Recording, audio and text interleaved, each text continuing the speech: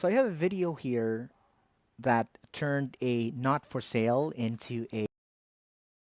So in sales, the difference between a lost deal and a six-figure close often comes down to strategy. And this video illustrates, I think, three game-changing negotiation tactics that anyone, and I mean anyone, even without sales experience, can actually use. But before that, here's the video. What do you mean they're not for sale? The stones were forged in Whitebone Cave during the Qing Dynasty. I bring them out simply to admire. Name your price. It's really not about money. Anyway, I'm actually closing. 20,000. I'm sorry. 50 then for the pair. Oh, well, they do look magnificent on you. But what would my ancestors say? 100,000. Let me wrap those up for you. Every time I watch this, I just it's just so much fun. Like, so three key takeaways or three lessons that we can all get from this, right? Again, even if you are someone who does not have any sales experience, you can actually use this, in negotiation tactics or on, if you're trying to sell something. So number one lesson here is don't go first. The seller avoided naming a price instead of, and instead waited for the buyer to actually go first. So why does this matter? Because the moment you name a price, right, if you think about it, you risk putting a cap or capping your potential earnings. So by letting a buyer go first, especially with pricing, you actually gain an idea or some sort of like insight into their willingness to pay, which means that you gain an advantage and avoid underselling your value. So don't go first. Like, takeaway here is to always let the buyer go first, especially with pricing. This way you can increase your leverage. Lesson number two, appealing to emotions.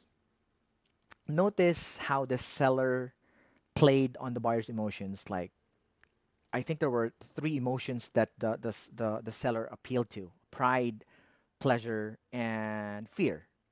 When I say pride, notice she said that they looked magnificent on you. When I say pleasure, it's like the seller gave the idea of owning something that was rare and exquisite. And then she appealed to fear, which means that the fear of missing out was implied when the seller said, I'm actually closing, closing my shop. So I think, you know, all of you guys would agree with me if I say that emotions always drive decisions. For example, pride, it makes us want to prove ourselves.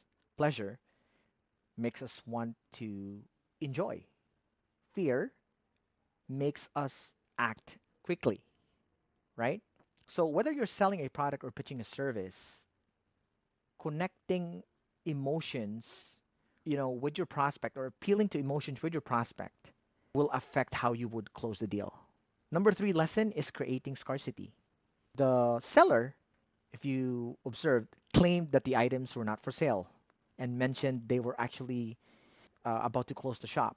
And the item was just there because she just wanted to display it.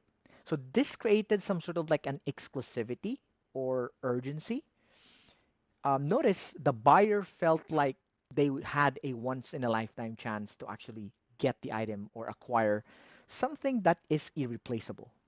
So takeaway here is if you create scarcity or if you put limiting availability and emphasize scarcity, this increases perceived value. So don't just offer a product or service. Make your prospect feel like it's something rare that they can't afford to miss. So conclusion here is negotiation isn't just about numbers. It's about psychology, right? Letting the other party go first, appealing to emotions, and creating scarcity can transform how you actually sell any products or service. So the next time you're actually selling or negotiating, remember, sell a value, not just a product or a service. So if this is something that resonates with you, please feel free to share this post, or drop a comment below so we can all share some tactics in terms of sales and negotiations. Thank you.